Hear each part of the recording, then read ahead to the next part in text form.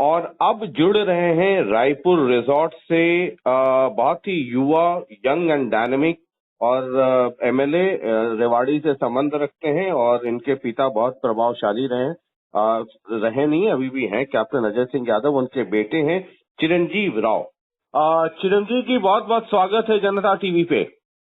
धन्यवाद शशि रंजन जी। ये आपके मित्र जितने हैं हरियाणा में, वो कह रहे हैं कि जो दूसरी पार्टियों में एमएलए कह रहे हैं, हमारे कांग्रेस वाले जो एमएलए दोस्त हैं वो सब के सब को कांग्रेस वालों ने जाके रायपुर में किलाबंदी कर दी है, सबको वहां बंधक बना दिया है।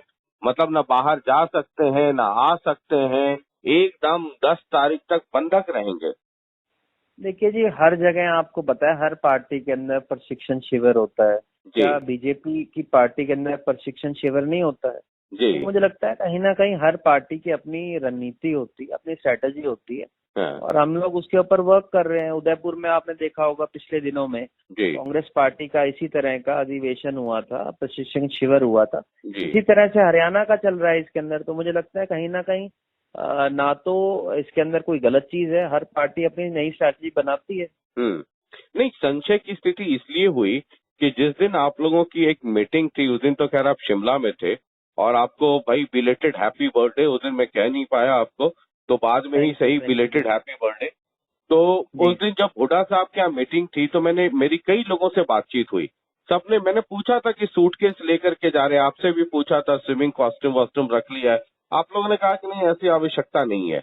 लेकिन जब हुड्डा साहब के घर पे पहुंचे, मैं जब तक मीटिंग में जी मौजूद ही नहीं था तो मुझे इस बारे में मतलब ठीक है, तो सब लोग जब पहुंचे हुड्डा साहब के यहाँ, उसके बाद वहीं से बस लगी थी, बस में बैठे एयरपोर्ट गए और वहां से रायपुर चले गए।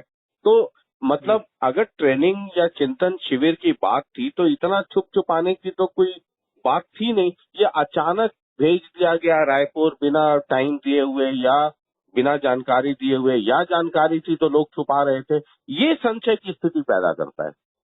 हो सकता है जी लोगों को लेट इन्फॉर्मेशन मिली हो, और मुझे लगता नहीं कि हरियाणा कोई इतना बड़ा प्रदेश है कि इतना समय लगे हम लोगों को हमारा सामान मंगवाने के लिए। आप देखिए ज्यादातर जो हमारी कॉन्स्टिट्यूएंसीज हैं वो 2-3 घंटे दूर है। कभी भी आप किसी को भेजकर अपना सामान मंगवा सकते हैं। पर मुझे इसमें कोई ज्यादा अगर आपको लग रहा है आश्चर्य की बात, तो इसके अंदर कोई नहीं। आश्चर्य नहीं, संशय लोगों को भी लग रहा है, इसलिए कि एकदम अफरा तफरी में ये फैसला हुआ। हमारा स्टेट कोई बिहार या यूपी की तरह इतना बड़ा तो है नहीं कि जी बहुत टाइम लगे लोगों को। आप चंडीगढ़ से अगर आपको गुड़गांव जाना हो तो भी 3-3.5 घंटे लगते हैं। तो ये तो सबसे फारेस्ट है हमारा। तो मतलब मुझे लगता है इस तरह की संशय भी नहीं होना चाहिए। और भ्रम की स्थिति भी मुझे लगता है कहीं ना कहीं बीजेपी बनाने का काम कर रही है। और मुझे लगता है देखिए अनावश्यक चुनाव था जिसके लिए ये लोग गए। तो इसमें इसको बनने के लिए आप भी जानते हैं, हम भी जानते हैं कि हॉर्स ट्रेडिंग के बिना तो ये हो नहीं सकता है। तो ऐसी इनकी जो मंशा है, जो इनकी सच्चाई है, वो सारी जनता देख रही है। किस तरह से एक सीधा सा चुनाव था कि 31 एमएलए हमारे हैं, 40 एमएलए उनके हैं, एक हमारा बनना था, एक उनका बनना था। तो वो ऐसे चुनाव को करवाई क्यों रहे हैं? वो सीधा स्पष्ट है कि वो लोग हॉर्स ट्रेडिंग के अंदर जाना चाहते हैं। ये इनका जो असली चेहरा है वो आपके सामने है। तो भाई आपके यहाँ कि इस प्रदेश के अंदर आप चाहते हैं क्या कि प्रदेश के अंदर हॉर्स ट्रेडिंग होए? आप लोग ये एंटी डिफेक्शन लॉ इसलिए लेके आए थे। एंटी डिफेक्शन लॉ हम इसीलिए लेके आए थे ना कि हॉर्स ट्रेडिंग ना हो। और ओपनली ये हॉर्स ट्रेडिंग करने की कोशिश कर रहे हैं। तो मुझे लगता है ये हमारे देश के लिए बड़ा दुर्भाग्यपूर्ण है। तो मतलब ये दिक्कत है ना, ये डर है ना कांग्रेस को कि हमारे वाले कुछ बिक सकते हैं। नहीं, डर नहीं है। डर तो आपका, हम बता रहे हैं 10 तारीख को इनका जो डर है वो दूर हो जाएगा जब हमारे पास 31 से ज्यादा वोट हमारी आएंगी। बट मेरा कहने का मकसद है कि आप एक ऐसी चीज करना ही क्यों चाहते हैं जो अगेंस्ट द कॉन्स्टिट्यूशन हो हमारा। मतलब हम एंटी डिफेक्शन लॉ लाए किस लिए थे कि ये पैसे का जो लेन देन है ये बंद हो जाए। बीजेपी क्यों इसको बढ़ावा देना चाहती है? हमारा जो हाउस है वो तो इंटैक्ट है। हमारे जितने भी विधायक हैं एक साथ हैं, यहाँ पर हमारा प्रशिक्षण भी हो रहा है और हमारी स्ट्रैटेजी बन रही है। पर इन्होंने ऐसी सोच रखी क्यों? एक थर्ड कैंडिडेट तब आता है जब इनके पास नंबर्स हो। You don't have the numbers, आप ये कर ही क्यों रहे हैं? तो ये मतलब फिर जैसे धनखड़ साहब हैं बीजेपी के प्रदेश अध्यक्ष, कह रहे थे ये कांग्रेस में बहुत सारे लूप होल्स हैं, इसलिए वो डरे हुए हैं। हमारे वाले तो खुले शेर की तरह घूम रहे हैं। अब मैं धनखड़ जी को इस बारे में तो जी क्या कहूँ, वो एक बड़े नेता हैं बीजेपी के, और उनको अगर लूप होल को ही लगता है तो 10 तारीख को उनका दूर हो जाएगा वो। उसके बाद मैं आप उनसे दोबारा पूछिएगा कि जो हमारे लूप होल्स हैं वो निकले नहीं निकले। कब है वापसी, वतन वापसी कब है? अब जी ये तो पार्टी डिसाइड करेगी, बाकी 10 तारीख को हम मिलेंगे चंडीगढ़ के अंदर। तो मतलब सीधा रायपुर टू चंडीगढ़ एयरपोर्ट और फिर वहां बस से सीधा विधानसभा?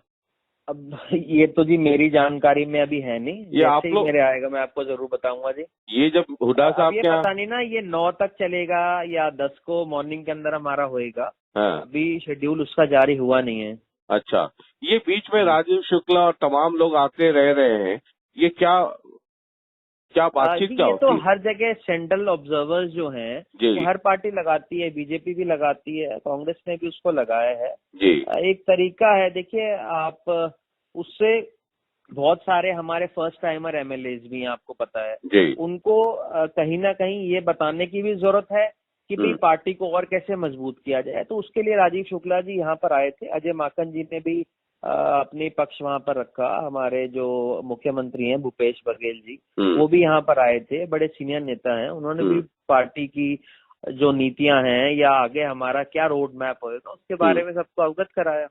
ये अवगत कराया कि कोई अननोन कॉल मत उठाना, कोई उधर से मिठाई का डब्बा भेजे तो मत देना। देखते हैं ना वो बस आपको ISBT के आसपास लगा रहता है।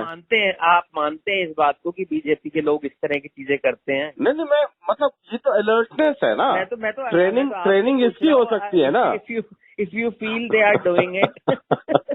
मैं तो कह रहा हूँ जैसे ISBT के बाहर देखते हैं ना, लगा रहता है। यही पूछ रहा हूँ, आपको ऐसा लगता है कि ये लोग ऐसा काम करते हैं? मैं ये कह रहा हूँ कि जैसे ISBT के बाहर लगा रहता है ना, चस्पा किया रहता है पोस्टर, कोई अज्ञान व्यक्ति से मत मिलना, मैं है ना। आपको देखो, आप लोगों ने ये चर्चाएं कर रखी थी कि फोन उनके लिए रखे हैं, बात नहीं कर पा रहे। हाँ। मैं ऑन एयर आपसे बात कर रहा हूँ, इससे साफ स्पष्ट है कि सब लोग यहाँ पर अपना काम भी कर रहे हैं, और जितना भी है ऐसी कोई बंदिश नहीं है जी किसी के ऊपर। एक मुझे लगता है कहीं ना एक हमारे लिए भी एक लर्निंग एक्सपीरियंस है, क्योंकि जैसे उदयपुर में हम लोग जा नहीं पाए थे। हाँ। और अजय माकन जी जो हमारे कैंडिडेट हैं उन्होंने ही पूरा रोड मैप बताया था। हाँ। जब ये शिविर खत्म हुआ था वो हमारे बीच में है, उन्होंने अपनी बातें रखी, पॉलिसीज रखी कि आने वाले टाइम के अंदर क्या हमारी होंगी, क्या हमारा रोड मैप होगा। तो बहुत कुछ यहाँ पर हमें सीखने को मिला है, जो मुझे लगता है कहीं ना कहीं हम उसको नीचे तक लेके जाएंगे। चलिए, बहुत बहुत शुक्रिया, और रायपुर के उस रिजॉर्ट को एंजॉय कीजिए। बाकी देखते हैं कि 9 को घर रेवाड़ी आकर के चंडीगढ़ जाते हैं या डायरेक्ट मतलब रायपुर टू रेवाड़ी। हम वहाँ मिलेंगे ना शशि रंजन जी। जी, तो Raipur to Chandigarh airport and Chandigarh airport to Vidhansabha, ये देखना दिलचस्प होगा। बहरहाल बातचीत के लिए बहुत बहुत शुक्रिया चिरंजीव जी, बहुत बहुत शुक्रिया। Thank you.